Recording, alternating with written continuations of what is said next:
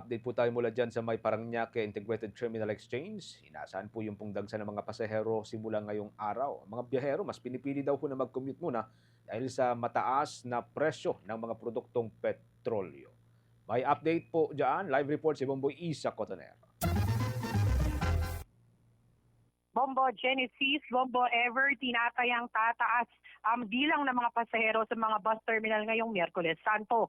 Ayon sa Parañaque Integrated Terminal Exchange, inaasahan ang pagdami ng mga biyahero ngayong araw dahil half day at work from home na lamang ang mga pasok sa mga tanggapan ng gobyerno. Ito ay dahilan upang mas maagang magsiuwian ng ilan sa kanilang mga probinsya ngayong Semana Santa. Sinabi ni Parañaque Integrated Terminal Exchange spokesperson Jason Salvador na mas pinipili na ngayon ng ilang motorista ang mag-commute kaysa gumamit ng pribadong sasakyan. Bunsod yan ng patuloy sa pagtaas ng presyo ng gasolina at ng mga diskwento sa pamasahe na ipinatutupad ng pamahalaan. Batay sa datos ng terminal, umabot na sa mahigit 180,000 ang kabuang bilang ng mga paserong dumaraan sa naturang terminal. Sa ngayon, sapat pa naman ang bilang ng mga bus na mga bumabiyahe dito sa Parañaque Integrated Terminal Exchange. Kaugnay niyan, pakinggan natin ang tinig ni Parañaque Integrated Terminal Exchange spokesperson Jason Salvador. Well, taon-taon, no? Yung Holy Wednesday, ito talaga yung pinakamaraming pasahero natin every Holy Week season. So inaasahan natin na dati sa inuman tayo ng mga pasahero ngayon. As of 11 a.m. kanina, nakapagtala na tayo ng 74,000. So easily, no, lalagpas tayo ulit ng 200,000.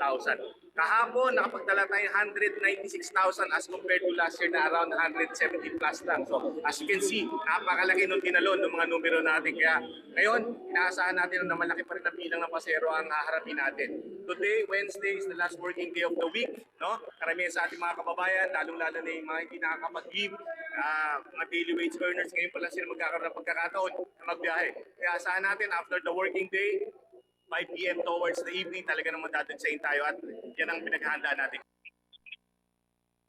Samantala, nagsagawa rin ng inspeksyon ang Office of Transportation Security at Bureau of Fire Protection sa naturang terminal at sa mga bus nito. Pinuri ng mga otoridad ang safety procedure at mga dokumento ng bawat sasakyan upang matiyak ang kaligtasan ng mga biyahero. May Office of Transportation Security Administrator Gilbert Cruz, mahalagang tiyakin ang pagsunod sa mga pamantayan dahil maraming pasahero ang nakasalalay sa kanilang serbisyo.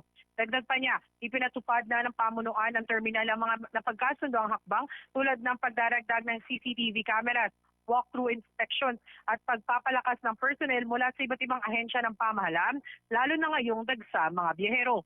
Tiniyak naman ni Cruz na sa kabila ng dagsa ng mga pasahero nananatiling ligtas at maayos ang operasyon ng terminal. Kaya't walang umanong dapat ipag-alala ang publiko.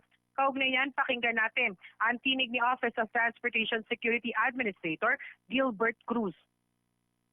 Equip yung ating mga driver sa paggamit ka po nitong mga Both yan, the equipment must be checked, like yung firefighting equipments, yung blow bags na sinasabi natin initially, But isa pa sa tinitignan namin dito yung physical condition ng mga drivers. That's why they are subjected to drug tests and other physical tests para ma-check natin yung kanilang, if they are physically fit tsaka mentally fit para mag-drive. Kasi ang dinadrive mo rito, hindi lang buhay mo, you are carrying and protecting the safety ng mga pasahero mo. And malaking obligasyon yon at responsibility sa mga drivers. This is one of the safest terminals na makikita nyo. And as far as yung kondisyon, very cozy siya, pwede ka magpahinga. Meron nga sila mga rooms dyan if ever na you want to take a nap while waiting for your ride.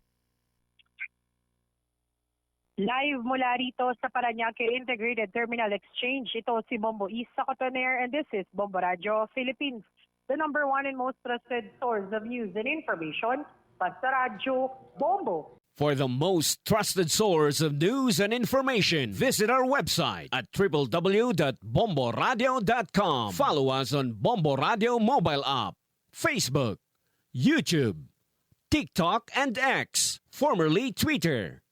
Like, share, and stay connected. Anytime, anywhere.